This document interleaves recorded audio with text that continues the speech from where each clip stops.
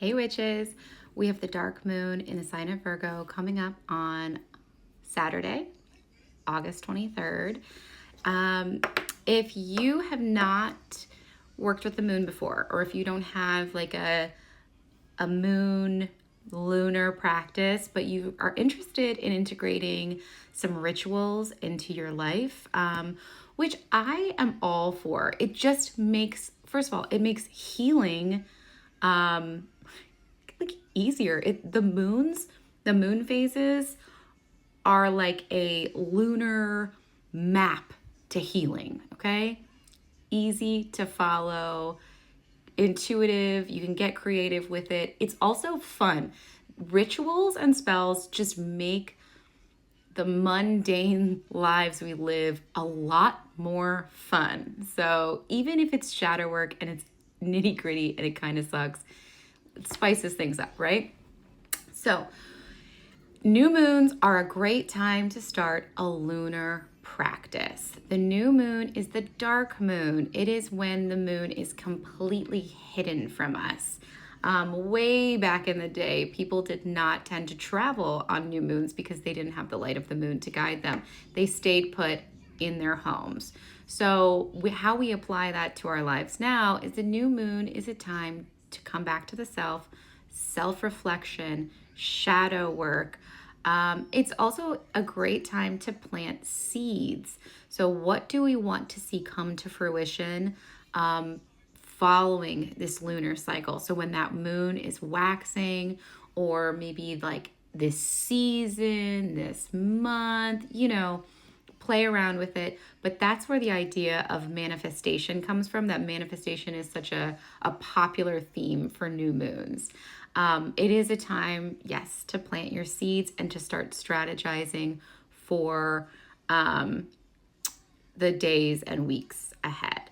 So for this lunar cycle, this new moon, it's in the sign of Virgo. Virgo is the embodiment of the goddess. We all love a Virgo. We all have that friend who is a Virgo and she's driven, she's self reliant, she's productive, she's detail oriented, she probably has a nervous tummy. But what Virgo is, what that sign is it is the bridge between reality, being here on earth, and the divine realms. So she is the priestess. She is able to walk the earth and she is practical, she is strategic, while also being connected to the divine, connected with her intuition. So if we're thinking about a practice around this new moon in the sign of Virgo, you could be thinking about shadow work around how much you are seeking answers outside of yourself versus seeking answers from within. Are you giving too much away to other people without nourishing yourself first?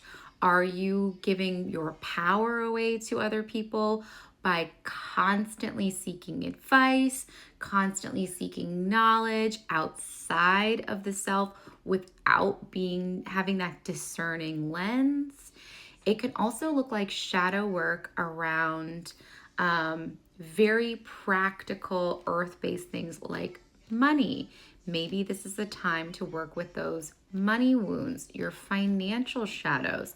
Where can you cut out the delusion of feeling like somebody is going to come save you from your situation and instead start understanding, teaching yourself, normalizing that you are the savior who is going to save you or get yourself through whatever obstacle or situation you might be in.